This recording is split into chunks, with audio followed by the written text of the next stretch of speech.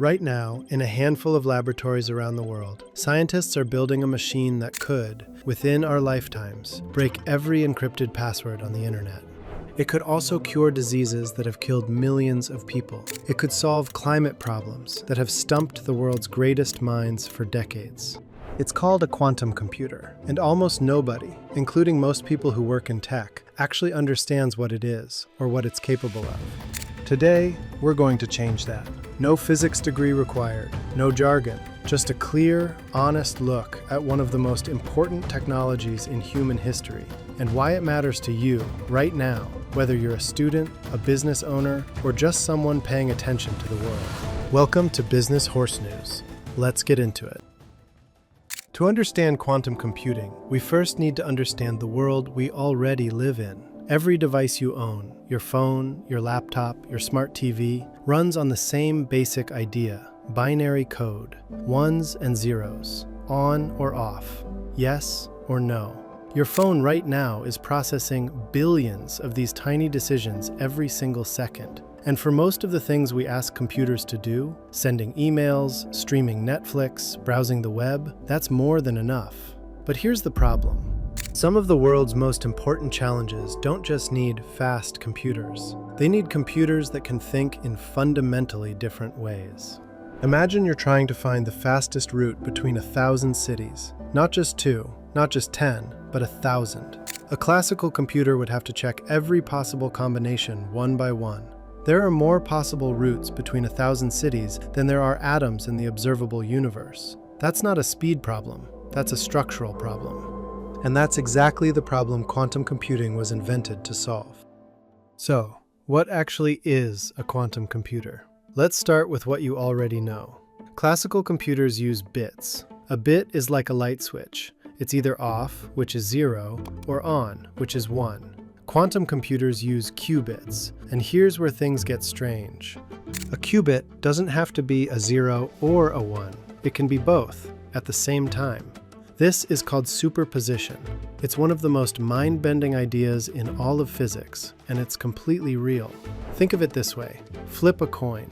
When it's in the air, before it lands, it's technically both heads and tails simultaneously. Only when it lands does it commit to one answer. A qubit is like a coin that stays in the air while it's calculating. But that's only half of it. Qubits can also be entangled. Two entangled qubits are linked. Change one, and the other instantly reflects that change, no matter how far apart they are. Einstein famously called this spooky action at a distance. He didn't like it. But it's real, and it's incredibly powerful. When you combine superposition and entanglement, you get a computer that doesn't just process information faster, it processes information in a completely different dimension. A quantum computer with just 300 qubits can represent more states simultaneously than there are atoms in the observable universe. Let that sink in for a moment.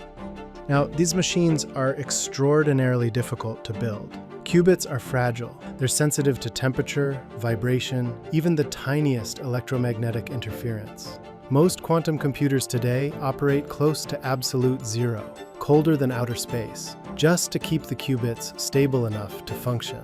But in 2025, scientists at Caltech built a qubit array of 6,100 qubits with an accuracy rate of 99.98%. That's a record, and it's only the beginning. Okay, so quantum computers are powerful, incredibly, almost incomprehensibly powerful. But why does that matter to you? Let me give you 3 answers. Number 1, your security. Right now, almost all of the world's digital security, your bank, your email, your government, is protected by encryption, specifically a system called RSA encryption. It works by using enormous numbers that are nearly impossible to factor. A classical computer would take millions of years to crack it. A sufficiently powerful quantum computer could crack it in hours. This isn't science fiction. Governments and militaries around the world are already working on post-quantum cryptography, new encryption that can survive the quantum age. The race to secure our digital world is already underway. Number 2, medicine and drug discovery.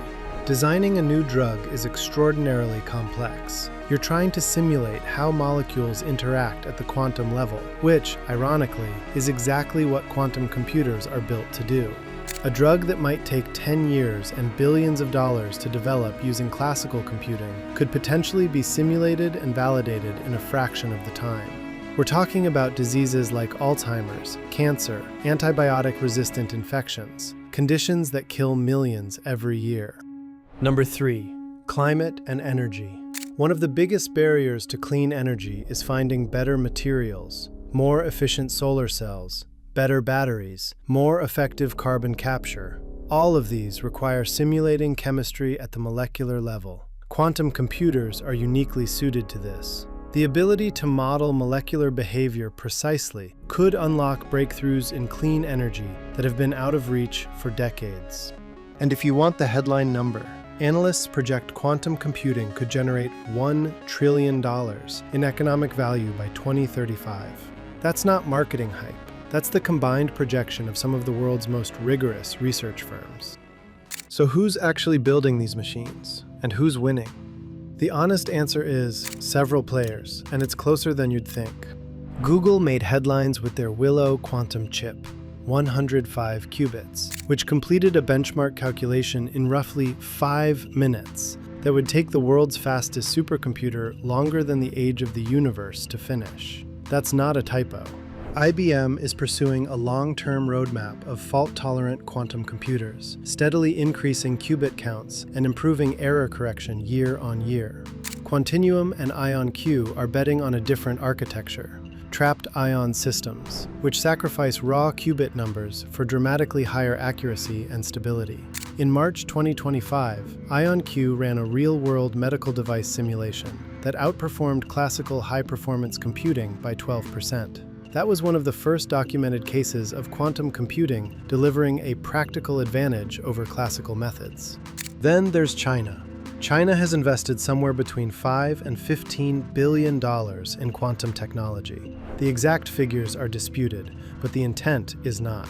This is a national strategic priority at the highest levels of government, on par with their investments in AI and semiconductors. The United States, the European Union, the UK, Japan, all of them have national quantum strategies and multi-billion-dollar public investment programs underway. And private investment is following. Quantum startups raised $3.77 billion in equity funding in just the first 9 months of 2025, nearly triple the total investment of all of 2024. The money is moving fast. So what does the future actually look like? And when does this affect normal people? Here's the honest picture. Right now, in 2026, we're in what's called the NISQ era, noisy intermediate-scale quantum computing. These machines are real, they're improving rapidly, and they're already outperforming classical computers on specific tasks. But they're not yet powerful or reliable enough to replace classical computers for most things. Think of it like the early days of the internet. In 1993, the internet existed, but most people couldn't have predicted exactly what it would become, or how completely it would reshape every part of their lives. The consensus among researchers is that by 2030, we'll likely see the first genuinely fault-tolerant quantum computers, machines stable enough to run complex, real-world computations without significant error rates. By 2035, the economic impact could be measurable across pharmaceuticals, finance, logistics, and materials science. And by 2040, some projections put the quantum technology market at $173 billion. But here's the thing most people miss. You don't need to be a quantum physicist to be part of this. The industry right now faces a critical talent shortage. 10,000 qualified workers are needed globally, and fewer than 5,000 exist. That means there is an enormous opportunity for engineers, for communicators, for business people, for policymakers who understand this technology well enough to work alongside it. The quantum age isn't something that will happen to us. It's something we can choose to be ready for. Quantum computing is one of those technologies that sounds like science fiction, right up until the moment it isn't. And by the time most people catch up, the early movers will already be years ahead. That's what Business Horse News is here for, to take the most important ideas shaping the next decade and break them down, clearly, honestly, and without the jargon. If you found this useful, please subscribe. It genuinely helps us make more videos like this one. And drop a comment below. What do you want us to cover next? AI? Space technology? The future of energy? Tell us. We read every single one. I'm Evan. This is Business Horse News, and I'll see you in the next one.